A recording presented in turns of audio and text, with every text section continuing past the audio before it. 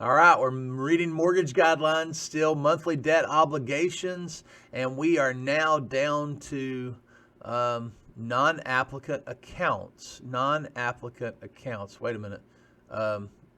Yeah, right. Non-applicant accounts. Credit reports may include accounts identified as possible non-applicant accounts or with other similar notation. Non-applicant accounts may belong to the borrower or they may truly belong to another individual.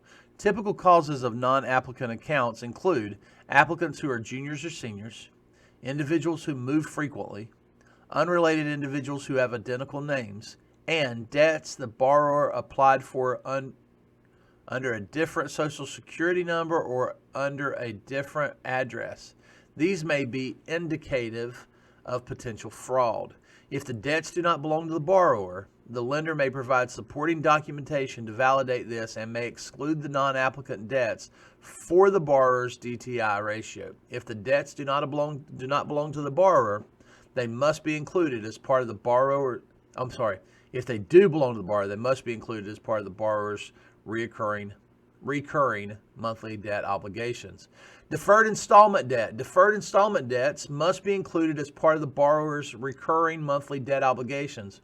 For deferred installment debts other than student loans, if the borrower's credit report does not indicate the monthly amount that will be payable at the end of the deferment period, the lender must obtain copies of the borrower's payment letters or forbearance agreements so that a monthly payment amount can be determined and used in calculating the borrower's total monthly obligations.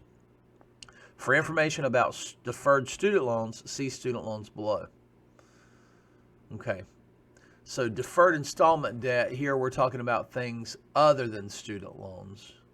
If the borrower's credit report does not indicate that. I've not seen this come up very much. Deferred installment debt that is not a student loan. Just haven't seen it. But it's good to put a little memory note in there that if you run across this, there is a paragraph about it.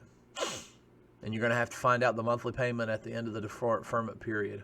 Federal income tax installment agreements. When a borrower has entered into an installment agreement with the IRS to repay delinquent federal income taxes, the lender may include the monthly payment amount as part of the borrower's monthly debt obligations in lieu of requiring payment in full. If there's no indication that a notice of federal tax lien has been filed against the borrower in the county in which the subject property is located, the lender obtains the following documentation: an approved IRS installment agreement with the terms of repayment, including the monthly payment amount and total amount due, and evidence the borrower is current on the payments associated with the tax installment plan.